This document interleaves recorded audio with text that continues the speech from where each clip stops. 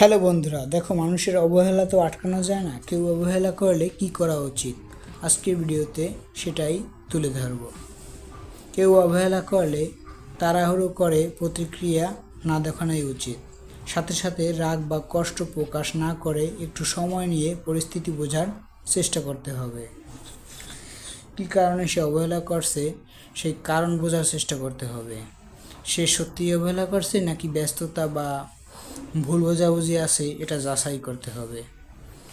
তার সাথে খোলামেলা কথা বলতে হবে যে আপনি আমাকে কী কারণে অবহেলা করছেন, বা আপনি আমার সম্পর্কে কী ধারণা গেইন করেছেন, এবং আপনি আমার সম্পর্কে কী জানেন, যে আমার দুর্বলতা কোথায় যে আপনি আমাকে অবহেলা করছেন। এগুলো তার সাথে খোলামেলাভাবে কথা বলতে হবে। নিজের আত্মসম্মান বজায় রাখতে হবে। দেখুন, যদি কেউ আপনাকে অবহেলা করে, আপনি সেখানে যাবেন না, বরং নিজের আত্মসম্মান ধরে রাখবেন। কেউ কিছু বললেই আপনি ছোট হয়ে যান না, বা সোনাকে লোহা বললে সোনা লোহা হয়ে যায় না। নিজের ভিতরে আত্মসম্মান বজায় রাখতে হবে। কারো অবহেলার কারণে নিজেকে ছোট ভাবা কখনোই যাবে না। নিজের মূল্য নিজেকেই বুঝতে হবে।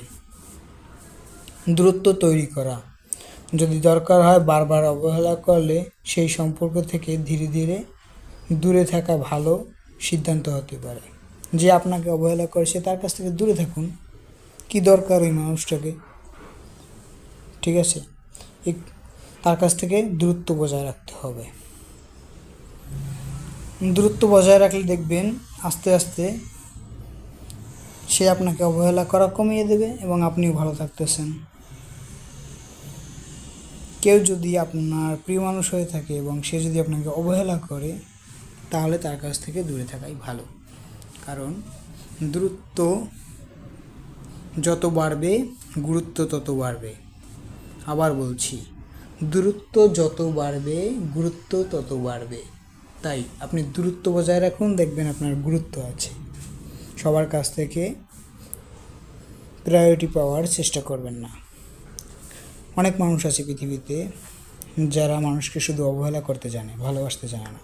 এসব মানুষের কাছ থেকে দূরে থাকতে হবে। দূরে থাকলে গুরুত্ব বাড়বে। ভিডিওটা যদি ভালো লাগে তাহলে অবশ্যই টাইমলাইনে শেয়ার করে রেখে দিবেন এবং আপনার প্রিয় মানুষকে দেখার সুযোগ করে দেবেন যারা আপনাকে অবহেলা করছে।